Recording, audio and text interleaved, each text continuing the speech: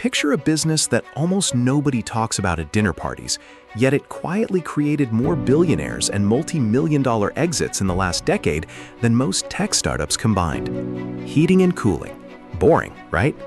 Except this unglamorous industry has produced companies worth tens of billions of dollars, turned small family repair shops into private equity gold mines, and built one of the most quietly profitable sectors in all of American business.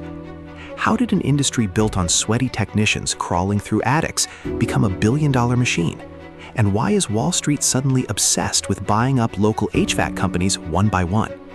This is the story of how heating and cooling became one of the most valuable businesses in the world.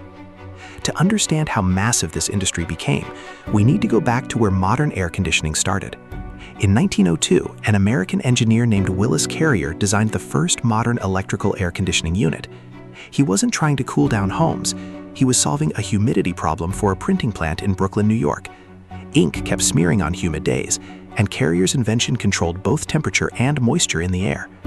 Nobody in that printing plant realized they were witnessing the birth of an entire global industry.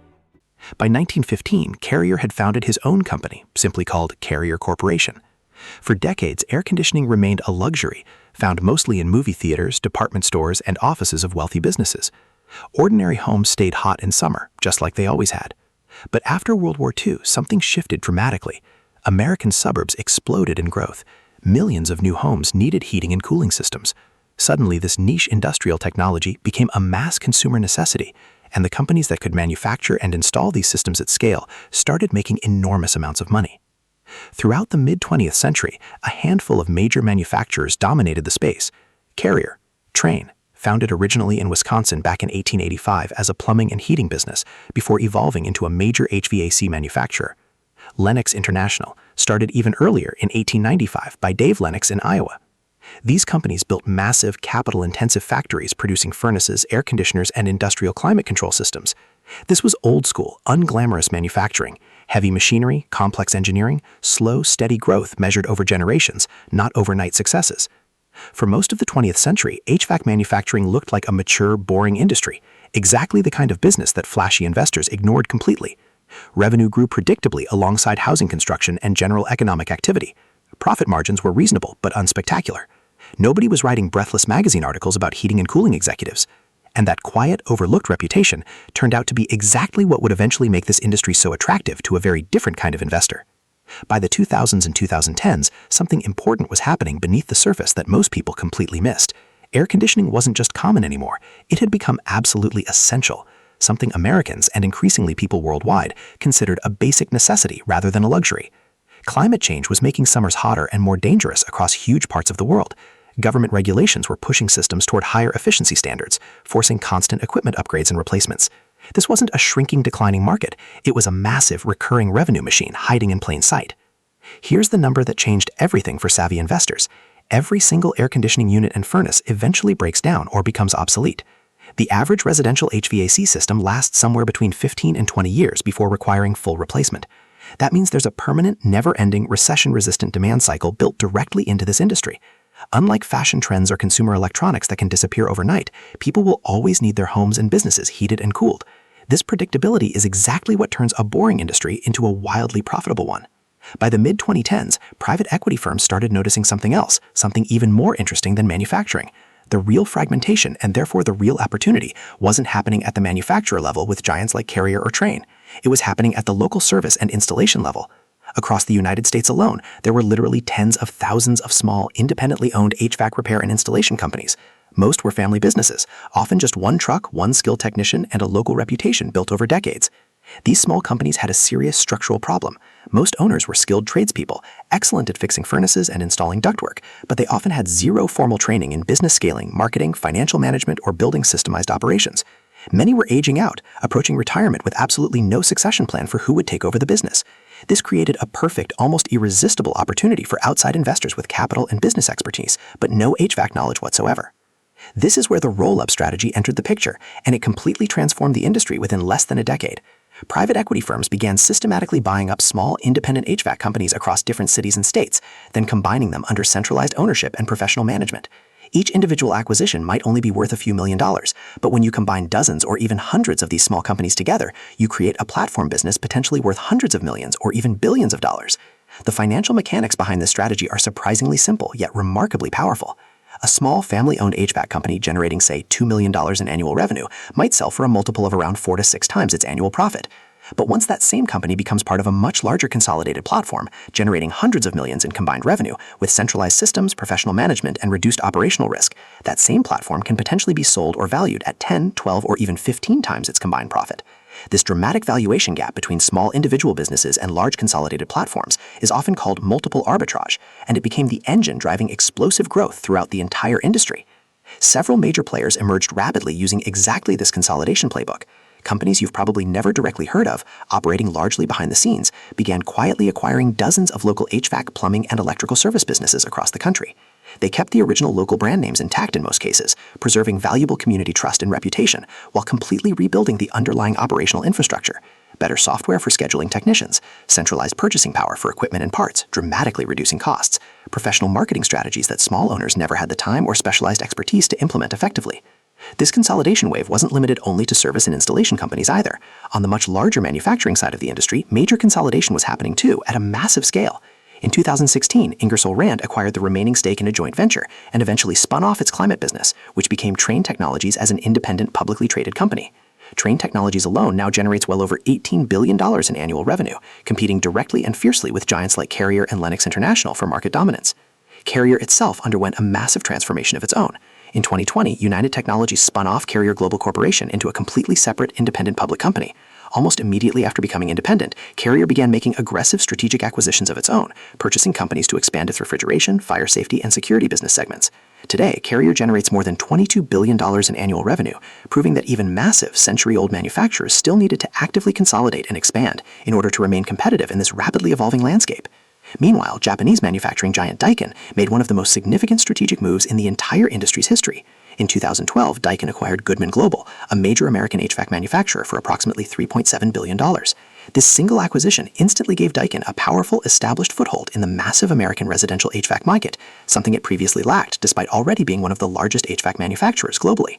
Today, Daikin stands as one of the largest and most profitable HVAC companies anywhere in the world, generating tens of billions of dollars in annual global revenue. But here's where the story gets genuinely tense, and where serious risks started emerging beneath all this exciting growth and consolidation. As private equity firms aggressively acquired local HVAC companies, sometimes paying premium prices to win competitive bidding processes, questions began emerging about long-term sustainability. Was this genuine, lasting value creation, or was it simply financial engineering, dramatically increasing valuations through clever multiple arbitrage, without necessarily improving actual underlying service quality for customers? Some consolidated companies struggled significantly with integration challenges. Combining dozens of previously independent businesses, each with completely different company cultures, internal software systems, and established operational processes, proved genuinely difficult in practice. Customer service quality occasionally suffered noticeably during challenging transition periods. Experienced technicians sometimes left frustrated after acquisitions, unhappy with new corporate structures, standardized processes, or changed compensation systems that felt less personal than working for a small local owner they'd known for years. There's an important business lesson hiding directly inside this tension. Rapid consolidation absolutely can create enormous paper value and impressive financial multiples remarkably quickly. But sustainable, lasting value requires something far more difficult to achieve than clever financial engineering. It requires successfully preserving what originally made those small businesses valuable and trusted in their communities, while simultaneously adding the professional infrastructure and systems needed to scale operations efficiently. Getting this delicate balance wrong, prioritizing pure financial optimization over actual customer experience, risks destroying long-term value, even while short-term valuations continue climbing impressively. Despite these very real challenges and growing pains, the overall consolidation trend across the HVAC industry has continued relentlessly, showing no real signs of slowing down anytime soon. Climate change continues driving substantially increased demand for cooling systems in regions that historically never needed serious air conditioning infrastructure before. Stricter environmental regulations continue forcing costly system upgrades and replacements across both residential and commercial properties. And critically, the fundamental problem of business succession, aging small business owners with genuinely no clear plan for retirement continues creating fresh acquisition opportunities every single year across the country. By the early 2020s, industry analysts estimated that private equity firms had collectively invested many billions of dollars specifically into HVAC, plumbing, and related home services roll-up companies.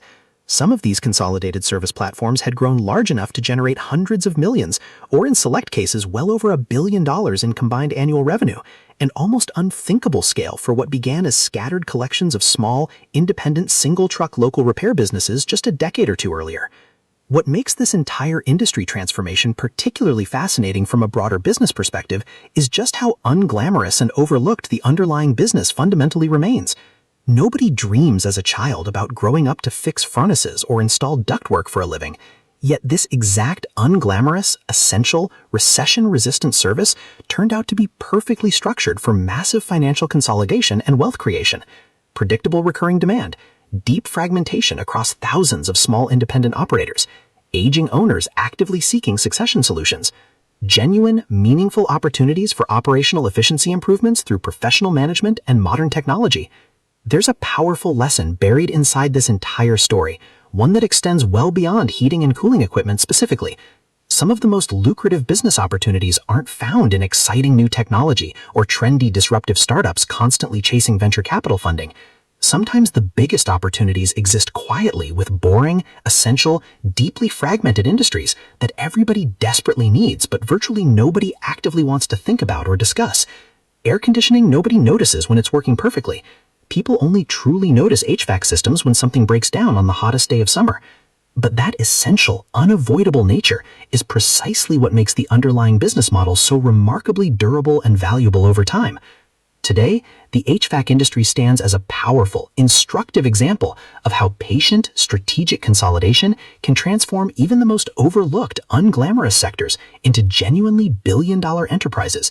From Willis Carrier solving a simple humidity problem back in a Brooklyn printing plant in 1902, to today's massive, sophisticated web of manufacturers, private equity platforms, and consolidated service companies worth many billions of dollars combined, this journey proves something important about business itself. Sometimes the most valuable opportunities aren't the ones generating exciting headlines or viral social media attention.